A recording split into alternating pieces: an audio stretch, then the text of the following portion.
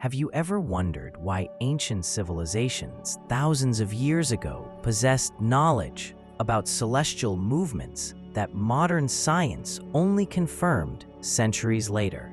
The pyramids align with constellations. Stone circles track solar cycles with impossible precision. How did they know? Here's the truth most people miss. They weren't looking up for answers. They were looking inward. These ancient minds discovered something that challenges everything we think we know about reality. They found that the universe outside mirrors the universe inside. Every pattern in the cosmos exists within you. Every force shaping galaxies also shapes your thoughts. This isn't mystical poetry. It's the fundamental architecture of existence itself. The Hermetic Principle states a profound truth. The same laws governing distant stars also govern the cells in your body. The intelligence organizing solar systems is the same intelligence orchestrating your heartbeat right now. You've been taught to see yourself as small, separate, powerless against the vastness of space. But that's backwards. You're not a tiny speck inside the universe. You're a complete universe expressing itself in human form. The macrocosm lives within the microcosm. The infinite contains itself in the finite. And once you truly understand this correspondence, everything changes. The boundary between inner and outer dissolves. You stop being a victim of circumstances and become a conscious participant in creation itself. Look closely at your own body, and you'll find the cosmos staring back. A network of neurons firing in your brain right now resembles the cosmic web connecting galaxies across space. Your lungs branch like trees reaching toward sky. The spirals encoded in your DNA match the spirals of hurricanes and distant nebulas. Rivers of blood flow through you, following the same mathematical curves that rivers carve through mountains. These aren't coincidences. They're signatures of a unified design. Nature doesn't create randomly. It repeats its most efficient patterns everywhere, scaling them up and down across all levels of reality. Modern science keeps rediscovering what mystics always knew. Fractals, the mathematical patterns repeating at every scale, appear in everything from coastlines to capillaries, from weather systems to stock markets. Your body contains approximately 37 trillion cells, each one a miniature factory, performing millions of operations per second. And here's the profound part. Each cell contains your complete genetic blueprint. The whole exists within every fragment. You are holographic. Cut a hologram in half, and you don't get half an image. You get the entire image repeated twice. Reality works the same way. Every atom reflects the structure of solar systems. Every human being contains the totality of universal intelligence. You're not made from the universe.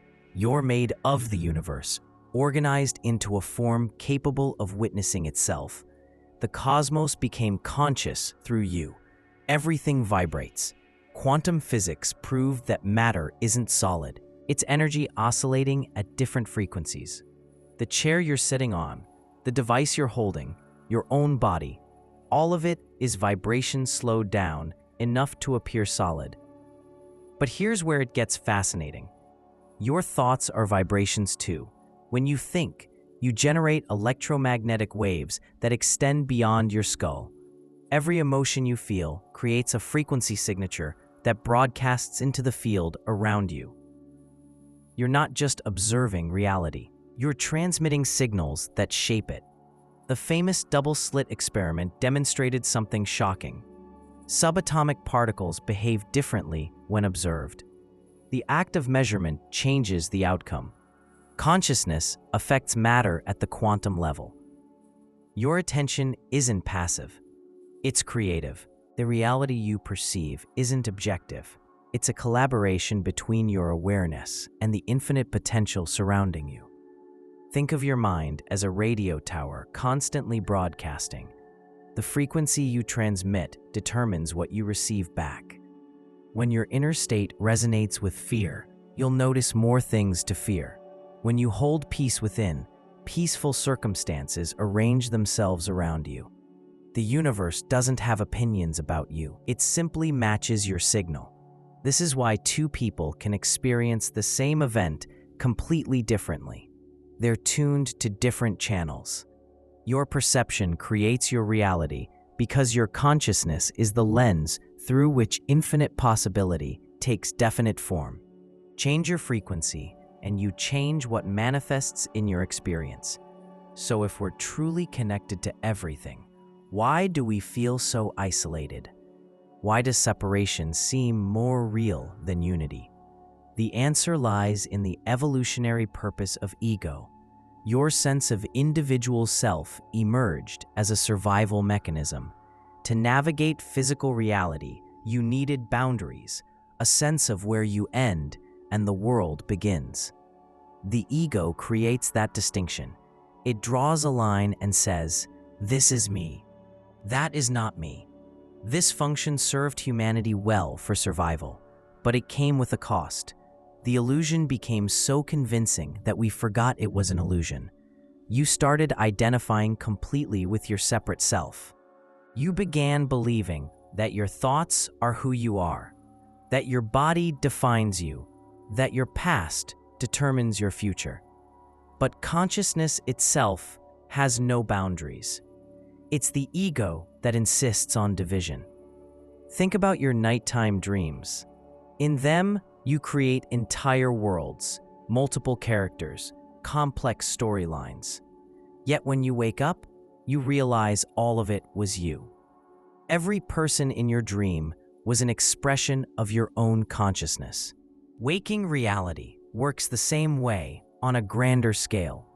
The separation you experience is necessary for the game of existence, but it's not the ultimate truth. You're playing hide and seek with yourself. The universe divided itself into infinite expressions so it could experience relationship, contrast, growth. Separation is the temporary forgetting that makes remembering possible. And right now, you're in the process of remembering.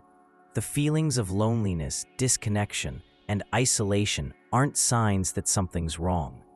They're the friction of awakening, the discomfort that comes when illusion starts cracking and truth begins seeping through. Darkness doesn't oppose light, it reveals it. Without the void of space, stars would have nothing to shine against. Without silence, sound has no meaning. Every quality in existence requires its opposite to be known. This is the genius of polarity. It's not conflict, it's context. The Hermetic masters taught that all opposites are actually identical in nature, differing only by degree. Hot and cold are both temperature. Love and hate are both intense emotion.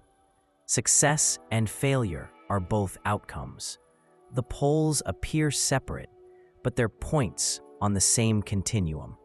Most people spend their lives trying to avoid one pole and cling to the other. They chase pleasure and run from pain. They want success without failure, happiness without sadness. But this creates suffering because it fights against the natural rhythm of existence. Everything moves in cycles. Day becomes night, becomes day. Seasons change. Tides rise and fall. Your emotional states follow the same pattern. To resist the downward movement is to resist life itself. The darkness isn't your enemy, it's your teacher. Every challenge you face contains information. Every painful emotion points towards something unresolved within you. When you stop judging experiences as good or bad and start seeing them as different phases of one continuous flow, peace becomes possible. You realize that joy deepens when you've known sorrow. Strength grows from surviving weakness. Wisdom comes from integrating both sides of every paradox. The goal isn't to eliminate one pole, it's to balance between them, dancing with the rhythm rather than fighting it. When you stand centered between extremes, you access true power.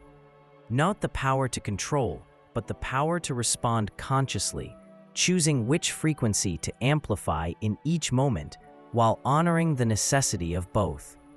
Quantum entanglement revealed something extraordinary. Two particles can become connected in such a way that changing one instantly affects the other, regardless of distance. Separate them by light years, and they still respond to each other simultaneously. Einstein called it spooky action at a distance because it violates everything classical physics taught us about locality. But here's the implication nobody talks about. If matter behaves this way at the quantum level, and we're made of quantum particles, then we're all entangled. Every human being, every living creature, every atom in existence participates in an invisible network of instant communication. Picture reality as a vast web where every point connects to every other point. When you move, the entire web adjusts. When you think, the pattern shifts. Your actions don't just affect you. They send ripples through the whole system. This is why intention matters. This is why compassion isn't just nice, it's intelligent. When you hurt another, you disturb the field you're part of. When you help another, you strengthen the web that holds you too. Ancient wisdom called this karma. Modern physics calls it non-local correlation. Both describe the same reality. Nothing exists in isolation. Every choice you make either raises or lowers the collective vibration. You're not just responsible for your own experience. You're co-creating the shared field of consciousness that all beings inhabit. This is why prayer, meditation, and focused intention have measurable effects. Studies show that groups meditating on peace actually reduce crime rates in surrounding areas. Consciousness is non-local. Your inner state doesn't stay inside you. It broadcasts outward, touching everything in its range. You are both a receiver and transmitter in the universal network, constantly exchanging energy with the whole. To shift your life, you must shift your signal.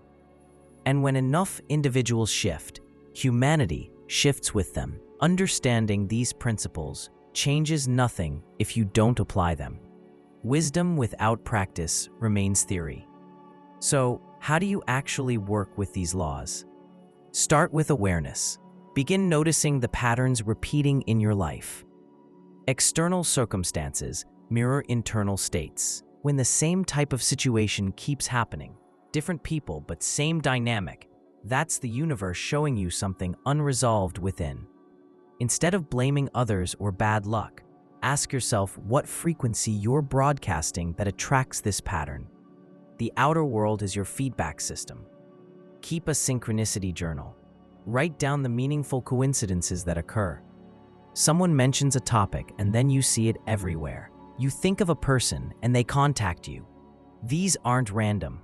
They're the universe communicating through symbolism, confirming that you're tuned into the deeper order beneath surface reality. The more you notice synchronicity, the more it appears, because attention amplifies what it focuses on. Meditation becomes essential, not as escape, but as attunement. When you sit in stillness, you feel the pulse beneath thought. You sense the field of awareness that contains all experience. Regular practice dissolves the illusion of separation. You begin recognizing yourself in everything. Breathwork accelerates this process. Your breath connects inner and outer, voluntary and involuntary, conscious and unconscious. Deliberate breathing patterns alter your state instantly, proving that you can influence what seems automatic. Use visualization with emotional clarity. Don't just picture desired outcomes. Feel them as already real. Emotion is the language the universe responds to. When you generate the feeling of the wish fulfilled, you align your frequency with that reality. The outer world then rearranges to match your inner state. Ancient tools like astrology, tarot, and numerology aren't fortune-telling. They're symbol systems that reveal energetic patterns. Learn to read them, and you learn to read yourself. Every card pulled, every chart cast, reflects your current frequency back to you. They don't predict your fate. They show you the trajectory of your present vibration, so you can adjust course consciously. You didn't come here to find yourself. You came here to remember what you've always been. The universe isn't something separate that you observe from the outside. You're the universe experiencing itself from the inside.